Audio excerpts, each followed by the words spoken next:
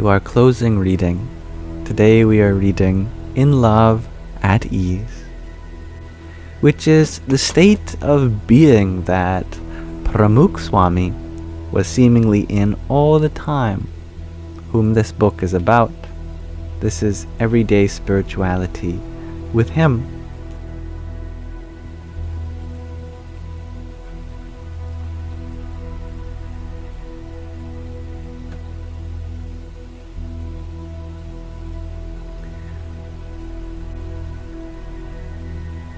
Here we are in the second chapter called In Love, the second part of which is all about self-love. Perhaps we can learn from the self-love of this master. Once one overcomes the fear of death, failure, and insecurities, one feels a sense of completeness and satisfaction. Atmanishta, which is resolution in oneself, self-resolve, and faith in divine make one feel whole. There is nothing more left to do, no one else left to compete with, and nothing more left to accrue or desire. Some footnotes here. We address Swami Shri's faith in divinity in the next section of this chapter. Bhagwan Swami Narayan, which is the Ishta Devata, the personal form of the divine that Pramukh Swami worshipped,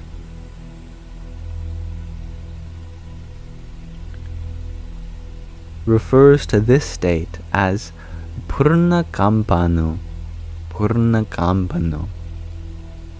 From the Vachanamrut Gadadha 125, which we have read before on this page.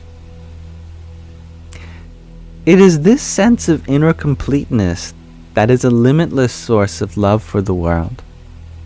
Swami Shri was able to give from a position of satisfaction and not from a place of desire or need. He did not need others to make himself feel whole.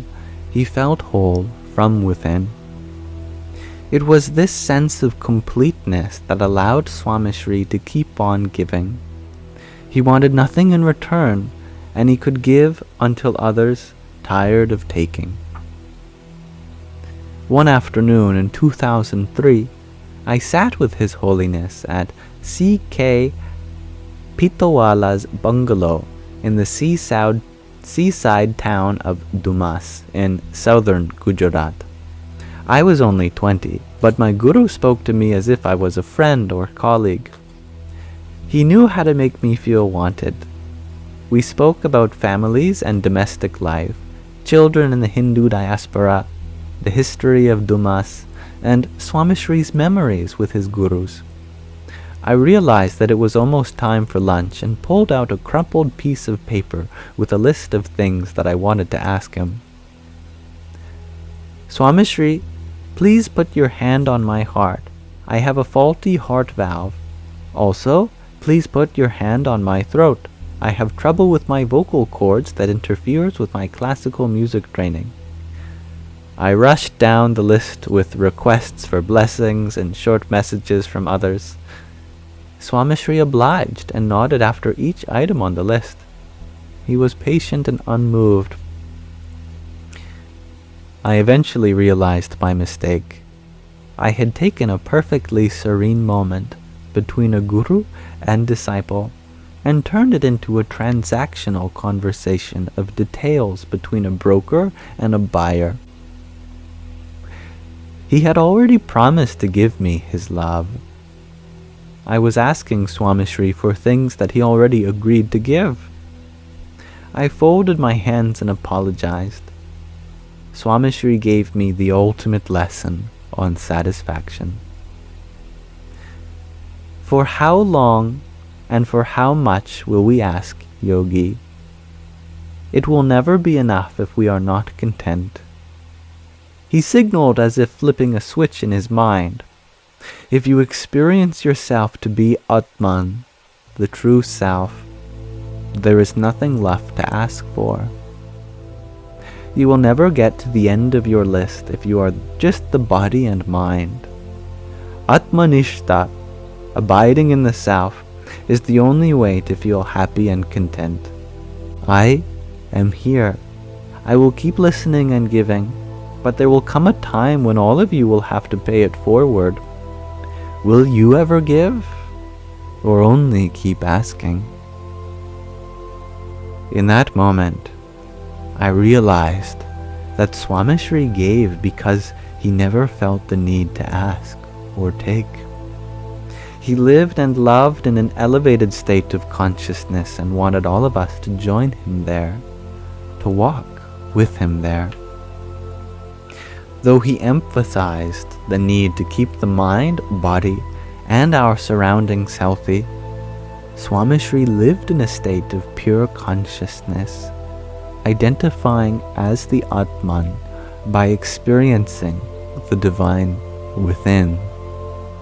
He drew strength from Atmanishta, and millions walked with him, finding the strength to face failure, illness, insecurities, and even death on that path.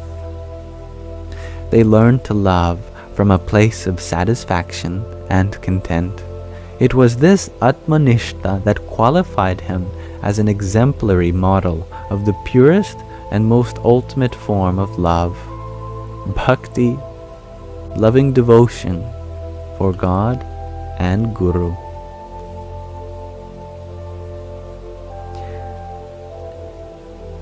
It is a bit of a short reading, but I think we'll pause there for now. For one, to give Sky Guardian a bit of a break, and for two, because we've reached the end of the second part of this chapter, and I think there is no better place to start next time than the third part on loving God and Guru, called Parabhakti, the highest kind of love and devotion. So I thank you all for listening with me as we concluded that part, Atmanishta, abiding in the self and on self-love. Thank you. And good night, Skyrocket Guy.